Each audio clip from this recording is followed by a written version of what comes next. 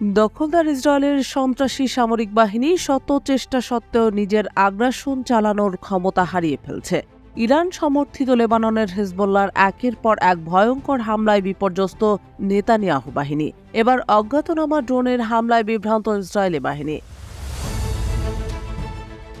Israel Syria এবং জর্ডানের ত্রিদেশীয় সীমান্ত অঞ্চলের কাছে পূর্ব দিক থেকে অধিকৃত ফিলিস্তিনের আকাশসীমায় একটি অজ্ঞাতনামা ড্রোনের অনুপ্রবেশের তদন্ত করছে ইসরায়েলের সামরিক বাহিনী। সোমবার ইসরায়েলি মিডিয়ার বরাত দিয়ে আল মায়াদিন এ তথ্য জানিয়েছে।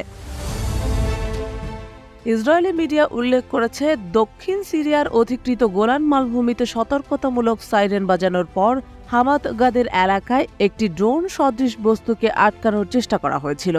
ড্রোনটির উৎস নির্ধারণের জন্য তদন্ত চলছে উল্লেখ করে প্রতিবেদনে বলা হয়েছে, ইসরায়েলি মিডিয়ার দাবি অনুযায়ী এটি সিরিয়ার ভূখণ্ড বা ইরাক থেকে নিক্ষেপ করা হয়েছিল। ড্রোনটি সিরিয়ার দিক থেকে এসেছে দাবি করে ইসরায়েলি সংবাদ মাধ্যমগুলো জানিয়েছে এটি একটি ইসরায়েলি যুদ্ধবিমান ধ্বংস করেছে। এ প্রসঙ্গে ইসরায়েলি টিভি চ্যানেল কানের সংবাদদাতা জানিয়েছেন, এ ড্রোনের বিষয়টি ইসরায়েলের বিমান প্রতিরক্ষা ব্যবস্থার জন্য একটি গুরুত্বপূর্ণ চ্যালেঞ্জ তৈরি করেছে। তিনি আরও বলেন, এমনকি এই ড্রোনগুলো শনাক্ত করা গেলেও সেগুলো অত্যন্ত কম উচ্চতায় উড্ডয়নের কারণে নামানো খুব কঠিন।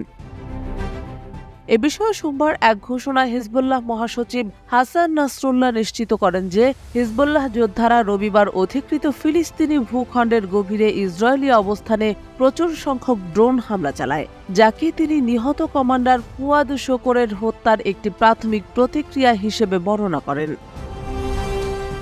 লেবাননের সশস্ত্র গোষ্ঠীটি স্পষ্ট করেছে যে রবিবারের হামলাটি একটি কৌশলগত ইসরায়েলি সামরিক ঘাঁটিকে লক্ষ্য করে চালানো হয়েছে। তিনি নিশ্চিত করেন যে উল্লেখযোগ্য সংখ্যক ড্রোন তাদের অভীষ্ট লক্ষ্যবস্তুতে আঘাত হেনেছে, যদিও শত্রুরা এর ক্ষয়ক্ষতি গোপন রাখতে ফন্দি আঁটছে।